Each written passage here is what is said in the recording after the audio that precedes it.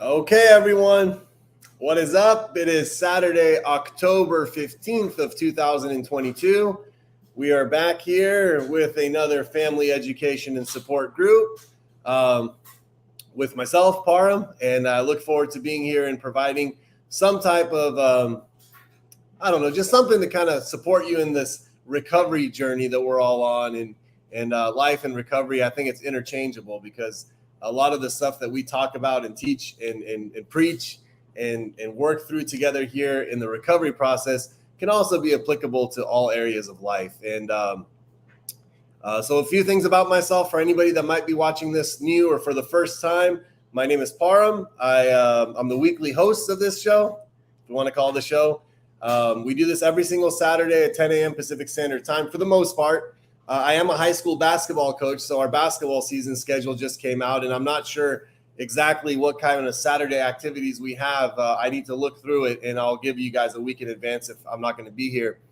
And good morning, everyone. Jim, Hossein B to everyone that's coming here right now. Good morning.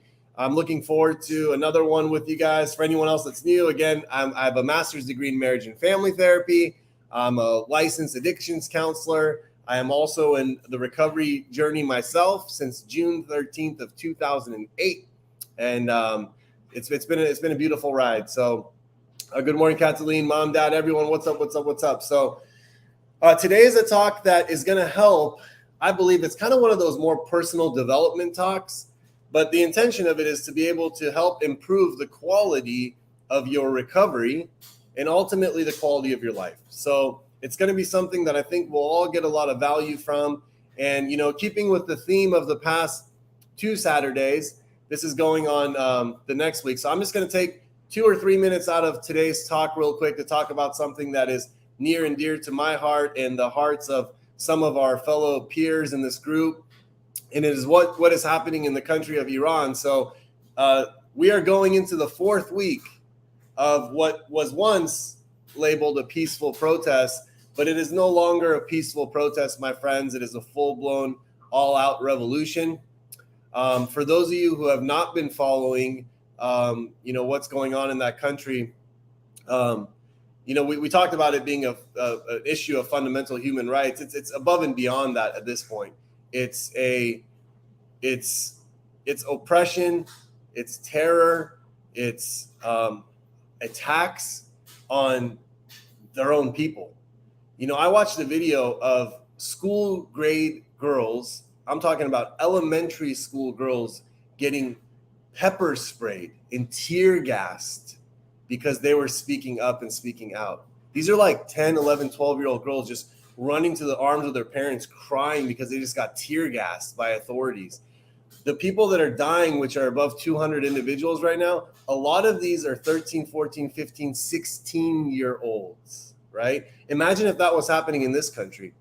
The Masa Amini hashtag has been retweeted 270 million times, if you want to understand what type of a wave that the Iranians are creating right now to make this, what's happening right now, not turn into just a moment in history, but to be a historic moment of change, right? So more power to them. The Iranian community all across the United States has stepped up wonderfully. I mean, what they're doing out of the country doesn't touch what they're doing inside the country. The courage, the bravery of those human beings that are putting their lives in jeopardy and going out there and standing up for women's rights, for life, for liberty, for freedom is phenomenal.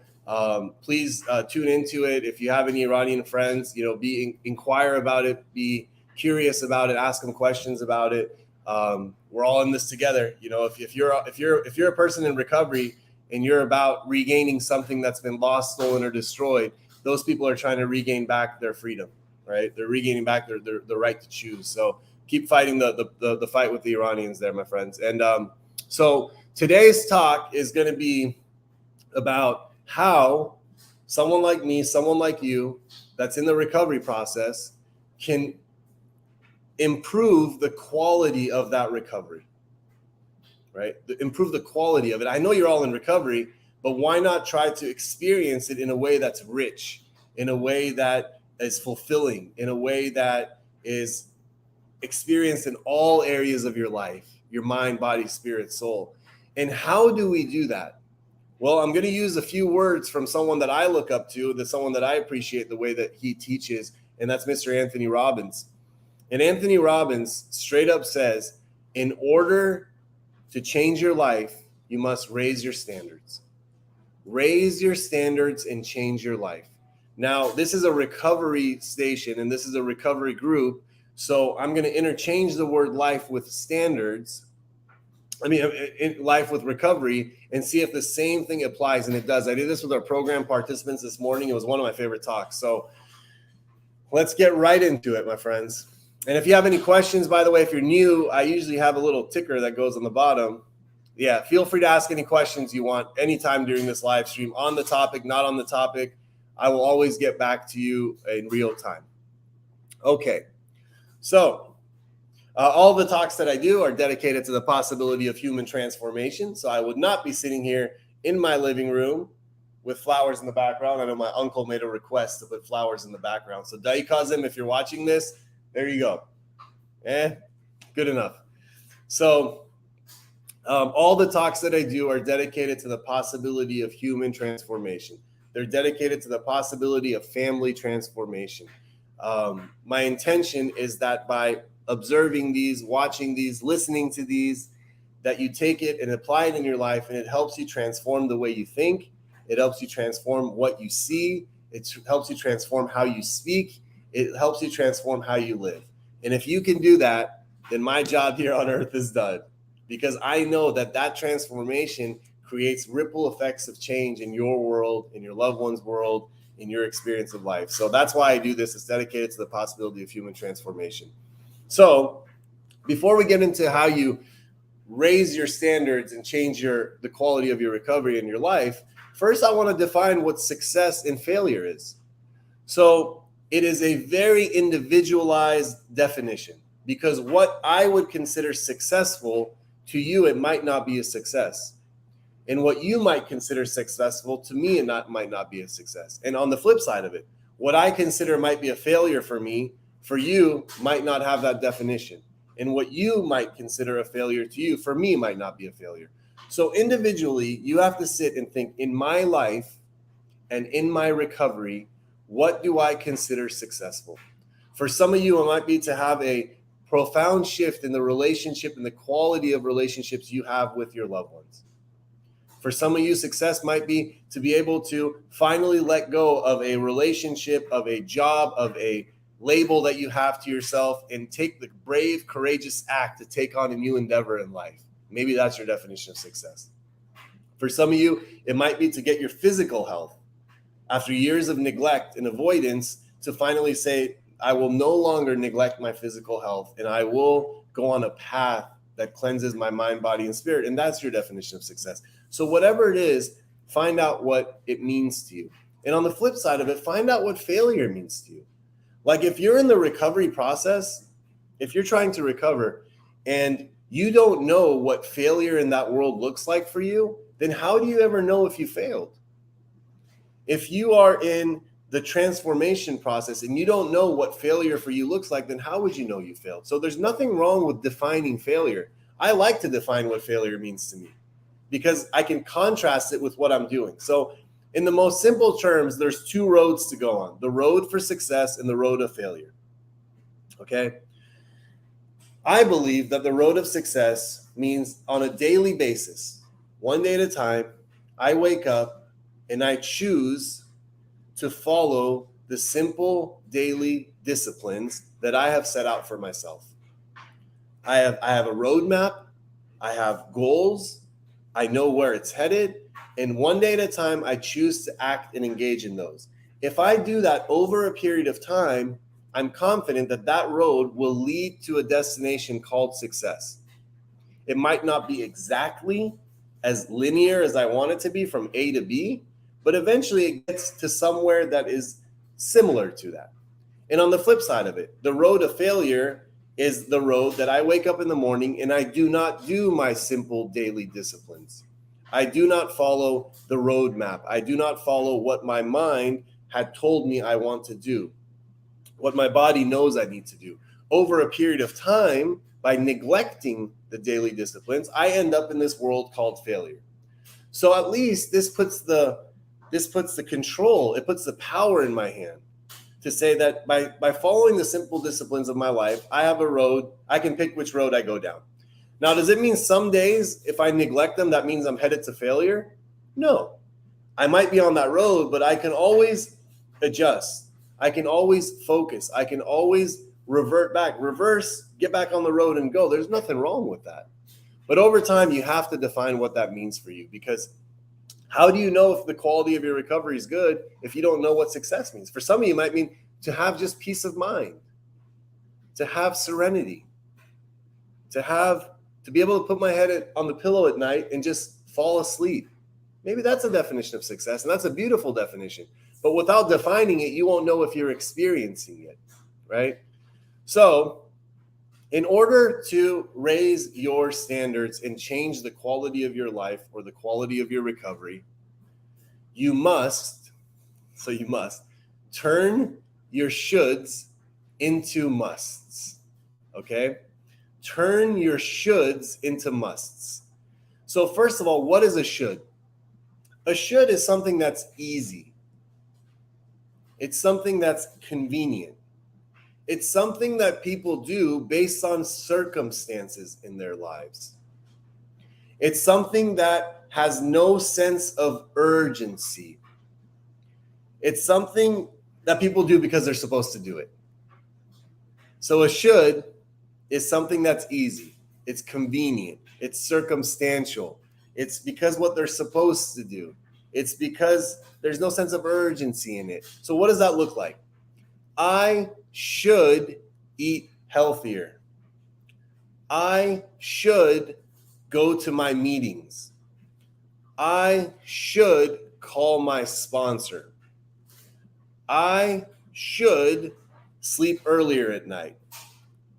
I should stop wasting all my money on Amazon. I should be nicer to my loved ones and communicate with more compassion. I should, whatever you want that to be. That mind frame, Jim said there is a should is a distorted way of life, which is a very powerful statement we can get into. Cataline said should is wishful thinking instead of action. Hossein said there is no commitment in the word should. I want to say all three of you are very accurate with that. So how do we raise our standards and change the quality of our life and the quality of our recovery? The first thing we all need to do is you got to find out what your shoulds are, and you have to do a little soul searching. You have to be a little introspective, and you have to decide to turn those shoulds into musts. Now I'm going to go through the same list again off the top of my head. I probably won't remember exactly the order, but it's okay.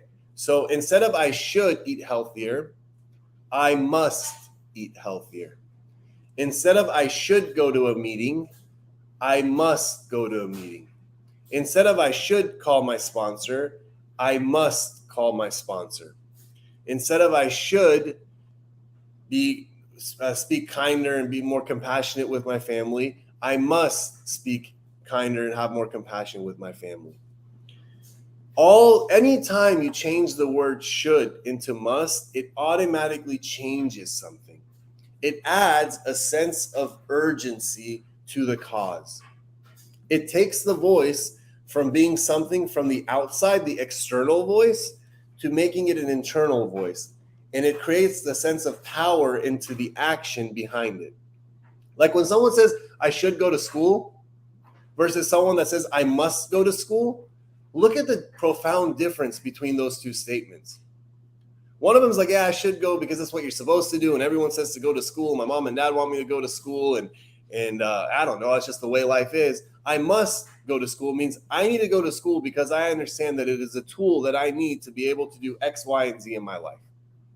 When someone says I should go to a 12-step meeting, it's like, yeah, that's what they're all saying, because when you're at home, you can get in your head. If you go to a meeting, you get a sense of identification. You get to share with people. You get to talk to people. But when someone says, I must go to a 12-step meeting, they understand that if they do not, there are some consequences. Psychological, emotional, physical, spiritual consequences. It's completely different. If you want to look at it in a more black and white term, let's say someone has type 1 diabetes and they're insulin dependent. If they say, I should take my medication. Well, if they don't, it could lead to catastrophic side effects. But when someone says, I must take it, they know that if they don't, there's consequences.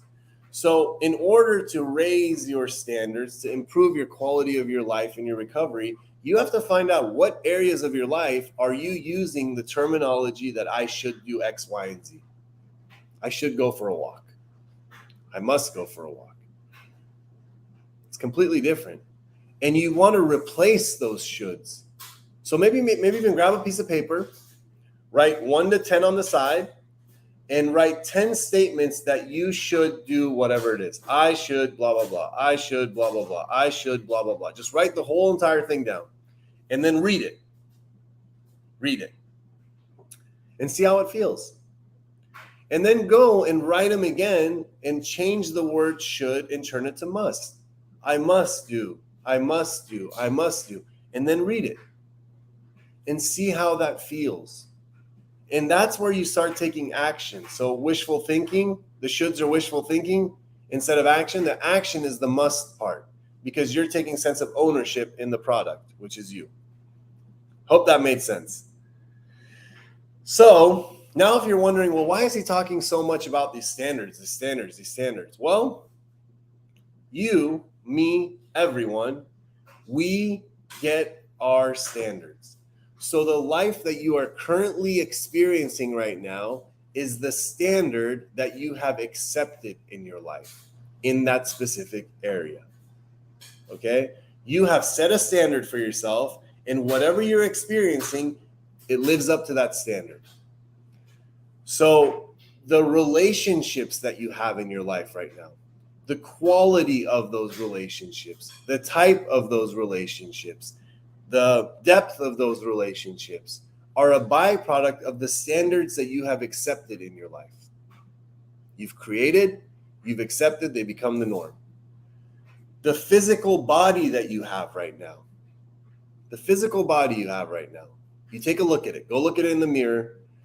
It is a byproduct of the standards that you have accepted in your life. You've created them, you've set them, and that's just what it is. The choices that you are making in your life and in your recovery are a direct reflection of the standards that you have accepted when it comes to those choices. What you put into your body, what you eat, what you consume is a direct result of the standards that you've accepted. The quality of your recovery, for some of you saying like, hey, my recovery is just whatever. It's just blah, blah, blah, blah, blah. I'm still irritable, discontent, restless. I'm all those kind of things. Well, you got to look and see what standards you've accepted for your recovery. The bank account. If you go look at your bank account, you go on your phone and pull up your bank account and you're like, that's not nice. It's your standards. And I know immediately people want to say, no, it's not. It's only because of X, Y, and Z. That's why that's happening to me. Even that thought is your standards. When you raise your standards, you change your life. When you raise your vibration, when you raise what can come into your world, you change your life. I just had this talk with our program participants. I said, for those of you who for the past 10 years have been relapsing on drugs and alcohol or behaviors, I want you to know that's your standard. You've accepted that. Some of you even say, that's who I am. That's who I am. You've accepted that as your standard. I said for some of you, we had our females on, and a lot of them unfortunately go through some serious toxic relationships as a byproduct of a lot of trauma they've experienced in their life. And, they get into these relationships, romantic relationships, and the person they're with is really toxic. The person they're with is oftentimes abusive. The person they're with is really messes with their head, in many different ways. And they come to these rooms and they talk about it and they talk about it and they talk about it. And they think it's all about that person. when I look at them and say, hey, it's a standard, it's your standard, it's what you've accepted and allowed in your life, and they immediately get defensive, and I keep talking, and I say, because check this out. Have you ever broken up with that person? Have you ever left that person? Has that person ever left you? And all of a sudden, the next person that comes into your life might have a different name, might speak with a different accent, might look a little different, but the relationship ended up being the exact same, toxic, abusive, up and down, just horrible. And they're like, yeah, that happened before. I said, has that ever happened a third time? And some of them say, yeah, it just keeps happening to me. It doesn't just keep happening to you. You've set a standard for yourself. And once that standard is set, everything around you is going to conform to that standard. So Hossein right here just said, I create the quality of my life. People also create the quality of their misery. That's another thing. It's a flip side of it. It's a double-edged sword. We can have a beautiful life that we create, and we can have a horrible life that we create. And they both come from the same thing. Here we go. This is water seeks its own level. Set your standard higher and your levels will rise. That absolutely, man. I always love, like at Buckeye, we have this thing that we always talk about. It's like, hey, let's set the bar. Let's set the bar. Let's set the bar. That's not what we say. We always say, let's raise the bar and then set it. And then guess what we do? Once we have that bar raised and we set it, we just don't sit back and say, okay, well, we're set. We raise it again. I'm always raising the bar. I'm always raising the standard for myself and others. And thank you for backing that up, Jim. So it's hard for some people to hear that they get the standards they've set in their life. Because who wants to accept that? You always want to say the reason my life is not good is because of X, Y, and Z. Rarely do people say my life isn't good because of the standards that I've set for myself, but there's truth to that. So now the question becomes this, and this is where I have a lot of compassion for everybody, because if you're looking around right now and you don't have the relationships you want in your life, and you don't have the serenity and the happiness you want in your life, and you are always going in and out of toxic relationships, and you look at your bank account and it makes you sad, and you look at your resume and it's not, it doesn't stand out to you and all that kind of stuff. And you might be a little kind of discouraged by this talk. I don't want you to be discouraged, and I want you to listen to this part. Okay. My question now becomes this, and this is where the clinician, the therapist in me comes out, is this: when did you set those standards? When did you decide who you think you are? When did you decide what you believe in about yourself and about the world? When did you decide what you're capable of doing or not doing?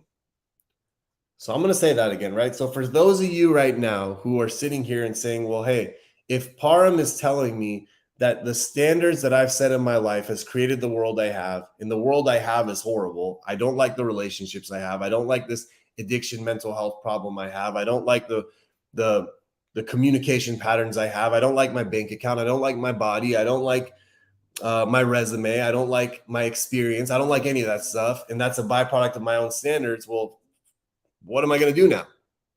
So my question to you is this, is when did you set those standards about who you think you are, what you're capable of doing or not doing, what you believe and don't believe in? Because the answer isn't right now. Nobody sets their standards right now. We set our standards then and there. We set our standards a while ago, and we reinforce them. We double down on them. We significantly believe them until now, in the moment, we think that's the only absolute truth. So, for example, if somebody experienced some type of abuse by a caregiver growing up, okay, psychological, physical, sexual abuse, neglect, abandonment, what does that person believe about themselves? I'm not lovable. I'm not good enough. I'm not worthy of happiness. I'm not worthy of fulfillment in life when it comes to relationships. I'm not making this up, by the way. I can talk to 100 people that have experienced that as a child, and 95 of them are going to have that exact same response I just gave you right now. So at the age of 10 or 11 or 12, they experienced the abuse, and they decided, they set their standards that my standard in life is that I am not lovable. I'm worthless. That's their standard. I'm a worthless person. So when someone believes that they're not lovable and they're worthless, and they go on a pursuit of relationships to go find someone, what kind of a person are they going to show up with? Someone that's going to reinforce the fact that they're not lovable. Someone that's going to reinforce the fact that they have no value or worth. And that turns into this toxic relationship. Because the standard they set for themselves at the age of 10, 11, and 12 years old is the reality they experience later on in life as an adult. Not knowing that they set their standards long before, and now they're just creating a world based on those standards. If somebody was, let's say, going through, let me read Eileen's message because I know she's really big on the personal development stuff. I'm curious to know what she says. There is a perceived level of comfort with the familiar, even if it is toxic. Actually, there's a high level of comfort with a toxic familiarity. Like in unhealthy relationships, I have heard the term negative pleasure that keeps us stagnant in negativity. 100%. Addiction to chaos too, by the way. Negative pleasure is a form of, I like to say, chaos theory, addiction to chaos, that keeps us stagnant in the chaos. So we're just replacing words there together. There's just comfort and familiarity in general. People just like to, even if it's horrible, people like to stay in the familiar. So that's good. And the other one, for example, a lot of the program participants that come through places like Buckeye and other wonderful programs out there, they have this thing called failure to launch. Okay. It's like failure to launch could be a 20 to 24, 25, 30-year-old, 35-year-old, 40-year-old that for whatever reason has been unable to go from adolescence to adulthood and all the responsibilities that come with adulthood. And, oftentimes one of the things that's missing in there is some type of education, training, some type of specialized skill set. It doesn't always have to be school or anything like that, but something like that, a career, a passion, something's missing in the middle over there. And, when you talk to enough people, because that's a standard, and check this out, it's like, let's say a child was in their home and they either moved a lot, like growing up, they went to all these different schools, elementary schools, junior highs, high schools, they moved a lot. Or inside their home, mom and dad were always fighting, yelling, screaming. There was abuse between them. The kid wasn't abused like that, but there was a lot of chaos going on. And the kid had a hard time paying attention to the environment, had a hard time integrating into the school, had a hard time with just being a kid because their life was so chaotic. This happens to a lot of human beings, by the way. And all of a sudden they're in school and their grades start to decline. And their grades start to decline. And their grades start to decline. And they can't pay attention. They can't take tests. They just struggle in school. Well, eventually when that kid becomes 14, 15, 16, 17 years old in high school, they're going to really struggle. And you know what they say? They say, you know what? School's not for me. They say, I'm just stupid. I can't learn anything. I can't finish classes. So they set this standard for themselves as a byproduct of the environment they experienced as a child that they had no control over. And they start to create this belief that they're stupid and they can't learn anything. So they barely get by high school, if they do. Sometimes they don't get through high school, but if they get by high school, because a lot of times people around them are pushing them to do it, they get into community college and colleges and they can't do it. They set a standard that they're stupid. So how is someone with a standard that they're stupid going to ever finish school? How is a standard of someone that I can't learn, I can't retain, I can't read, I can't write papers because in their life they couldn't? How is that person ever going to pass classes? So all of a sudden they're stuck in this failure to launch stage because they have no training, they have no skill set. When they're an adult, 25, 30, 35 years old, but they're operating from the standards that a child set for them. A 10-year-old version of them told them who they're going to be for the rest of their life. And that's what I'm saying. When you raise your standards, you change your life. So the next one that I have here is Standards create limiting beliefs. What is a limiting belief? It's a belief that puts a ceiling, a cap. It kind of doesn't allow growth to happen beyond it. So some of those statements that I shared right now, I'm not blank enough, I'm not smart enough, I'm not lovable enough, I'm not healthy enough, whatever those are, they create a limit that the person can't break through that. So you have to become aware of what those limiting beliefs are for yourself. So when you look at your life, you look at your recovery, right? For example, some of you who have horrible communication skills with your kids, I know it exists, and you're like, well, I never learned how to communicate from my parents, so I just don't know how to communicate either. Therefore, my relationship with my kid sucks. That's a limiting belief. So how do we deal with these limiting beliefs? In the words of Tony Robbins, you combat them, you attack them with massive action. It's the opposing action, the opposite action, contrary actions, we call it in the program. You take steps, you take actions that go against what it was that you have been telling yourself all along. Because the child in you, or the wound itself in you, set these standards about yourself.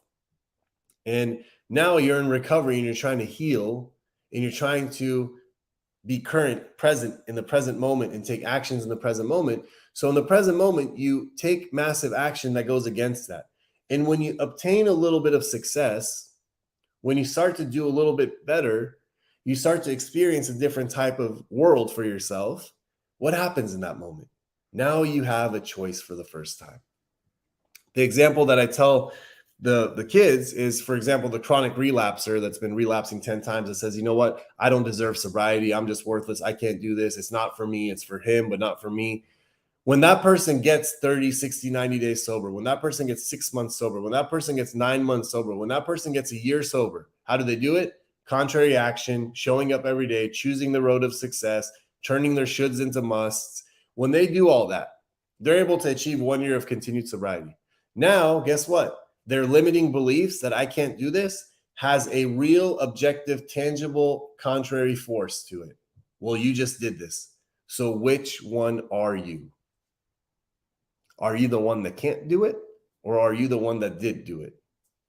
And for the first time in their life, they have a choice on who they are. Their limiting belief is smashed. Their standard changes. Now it's like, my standard is I am someone that can live a clean and sober life. I am someone that takes healthy actions. I am someone that is lovable. I am someone that has positive relationships with my family. I'm a productive member of society. I can look at myself in the mirror. I am worthy of X, Y, and Z. Change your life. What do we got here? Yeah, that's a wordplay. I like that. And yes, I guess that's why we constantly must reevaluate our standards. Always reevaluate your standards. Just because you think that this is who you are, question the hell out of that. Is that really who you are? Is that who you think you are? Or is that who you decided you are a long time ago? Hey, damn right, Jim. I got to share a little story about this one. So Jim said, do today what others won't, so you can do tomorrow what others can't. So let me give you guys a little history lesson here. In 2000, so I started working over there at Buckeye, 2013-ish, something like that. So it's been like, 9 years now. It's a long time in my life. And I was a primary counselor. So I was kind of just working there, doing groups every day. I had this nice, I finally had this really nice office with, really massive, big office. And, I decorated it accordingly and all this and that. But I was going to graduate school at the same time. And I finally became a therapist. And so now we wanted to hire and we wanted to bring on people to kind of replace in that kind of stuff. And, Jim, experienced veteran counselor, even at the time, now it's even more experienced veteran counselor because it's like 2000, it's like 6-7 years ago, came in and got hired, and thankfully for us, made our organization better. But Jim took my office. So I passed my office on to Jim, and I went and took one of the smallest offices in the company because that's what I do. And, but anyways, behind my door, I had this kind of like a piece of chalk paper that you can put on the door. And on that door, I had written in my handwriting, do today what others won't, so you can do tomorrow what others can't. And to this day, on the back of that same door that Jim resigns in every day, and he shows up there 5 o'clock in the morning every day like clockwork, that same thing is on that door. So Jim, thank you for that pleasant reminder. I'm glad you still have it back there. And one day, you know, when we all lace it up and stuff, I hope whoever the heck occupies that room in the future, 5-10 years down the line, keeps it there too, because it's a subtle message about the possibilities of human transformation, if you will. Blast from the past. So what do we got here? We have, so the other ones for limiting your beliefs, and I got to go a little quicker here because I just rambled for way too long. So you become who and what you surround yourself with. So when you have limiting beliefs and you believe that you are not X, Y, Z, you think you're an imposter, you think all those kind of things that are happening, my strongest suggestion to you, if you're a family member going to Al-Anon meetings, if you're a person struggling with addictions yourself, going to 12-step meetings, or some type of self-help meeting, or you're someone struggling with mental health, anxiety, depression, all that kind of stuff, is to be able to surround yourself with people that you inspire to be like. Because in the beginning, when you hang out with them, you're going to feel like, man, this is different. I'm not like them. They're not like me. Are they judging me? I'm not as polished as they are. I'm not as well put together as they are. I don't have the peace of mind they have. I don't have the knowledge they have. At first, you start to feel a little out of place, right? But through the process of doing that over time, you start to see that those same people are now asking you questions. They're curious about your life. They're intrigued about what you're doing, what you're not doing. They're offering to help you in times in your life. And some more time goes by and you realize, you look around and you're like, wait, I'm exactly like them. They're no different than me and I'm no different than them. And this limiting beliefs that, hey, I'm not worthy of X, Y, Z, I'm not, whatever you want to call it, is crushed just by hanging out with people and being a part of something. And Julian just put something here. I gotta share another story. I don't think I'm gonna get to my talk today. Julian put, a journey of 1,000 miles must begin with a single step. So that's obviously not his. It's an ancient Chinese proverb. And so there's a few things here. One, when I graduated at graduate school, my dad got me this like little crystal, little decorative thing. And it had the thing, the journey of 1,000 miles begins with the first step. But I had that written on so I had this laptop, and the desk, the back of the laptop, the desktop screensaver was a journey of 1,000 miles begins with a single step. And somewhere along the line, I think I gave this computer to Julian, and he still has it on the back of his, screensaver. So it's just cool, man, how these things get passed on. I really do love these little moments in life. What do we got here? The do whatever it takes. So if you're trying to change your standards to change your life, when you sit down and make that list and you write down what your standards are and what your limiting beliefs are you willing to do whatever it takes? Now, some people are and some people are not. And that's okay. I want you to know that's okay. But just know the consequences of those two choices. So if you are willing to do whatever it takes, you will break through your limiting beliefs. You will create a new set of standards for yourself that will improve the quality of your life and improve the quality of your recovery. It's happened. It's automatic. I can guarantee it. And even if it doesn't get you exactly what you thought you're going to get, it's going to get you something pretty damn good.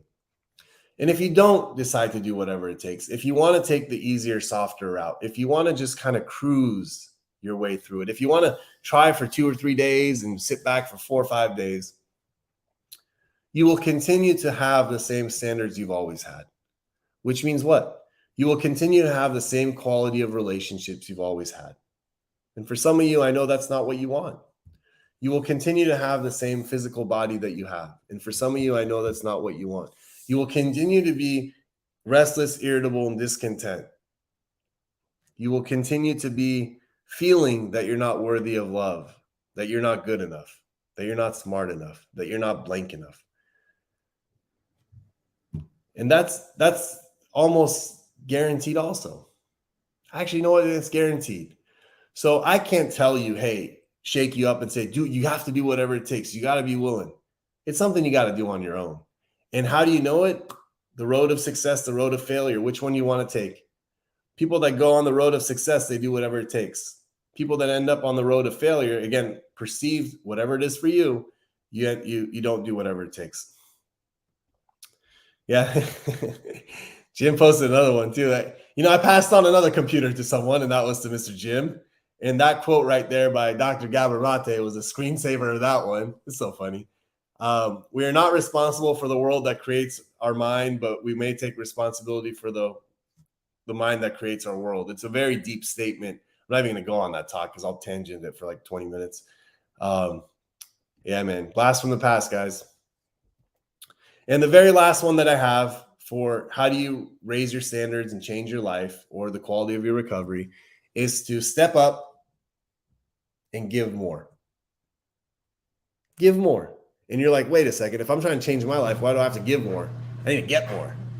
Too many people are focused on what they get in life and not focused enough on what they give.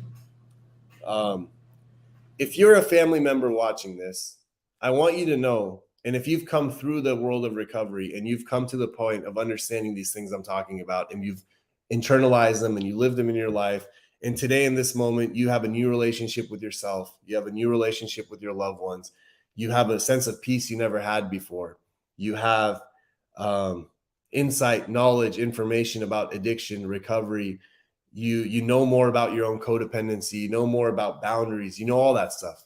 I know you didn't know that stuff before you got in this process. So if you know more about that stuff right now, and you're sitting there wondering why my life isn't getting better sometimes, you know what you should do?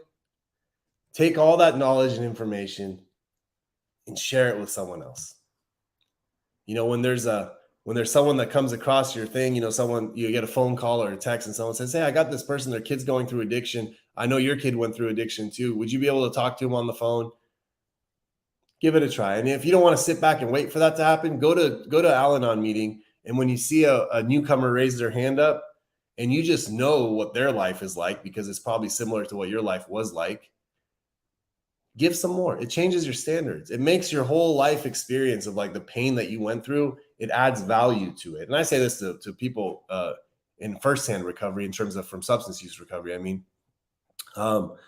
man, our value, we can give so much. And also don't just shy and give it to people that are in the addiction world, man. Just go help people, give to people. There's nothing wrong with that. So in conclusion, today we talked about what it means to raise your standards and how that changes your life and the quality of your recovery. By changing our shoulds into musts, we change the entire thing. Go back and listen to what that means. Our environment shapes our standards. Who and what you surround yourself with creates your standards. And when did you create those standards? It wasn't today listening to this talk. It wasn't last week. It wasn't last month. It was years and years ago. And then confront your limiting beliefs with massive action to the contrary, massive action.